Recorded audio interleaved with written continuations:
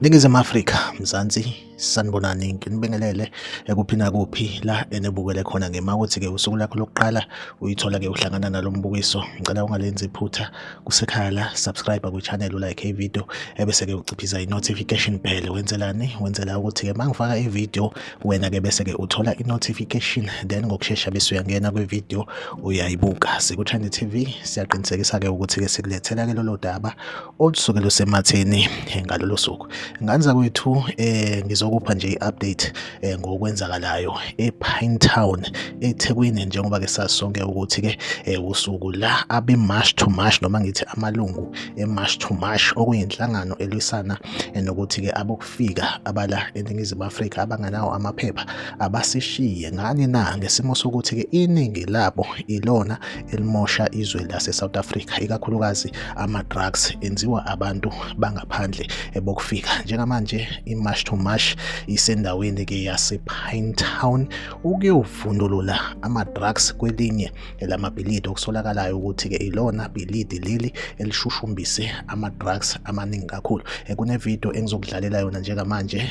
Khona la amaphoyisa, njengoba sazi ukuthi-ke amaphoyisa nawo asuke eseduze, kusho ukuthi abe-March to March bathe mabethi bafuna ukuyingenela kuleli bhilidi, kwakhona-ke iphoyisa ebelikhona lapho labayalela ukuthi no, akumele lingene. If uze ngodaba olufana nalolu kumele ube ne-search warrant of which ibingekho kumalungu noma kuwona amaphoyisa ebekhona ngaleso sikhathi. So engikubonayo futhi after engathi abe-March to March bagcine lokho bekushaya indiva bekushiwo amaphoyisa, sesiyababona-ke sebeyavela kuma-videos bengena ngamawindi begasela phakathi kuleli flat. Kusho ukuthi bawatholile-ke ama-drugs amaningi ngendlela eyisimanga. Ingane zakwethu, okubhedayo nokuyiphutha engikubonayo kwenzeka kwividiyo, njengoba uyibona ividiyo idlala, bawakhipha ngamawindi ama-drugs. Ngicabanga ukuthi iwungale ayosakazeka phansi.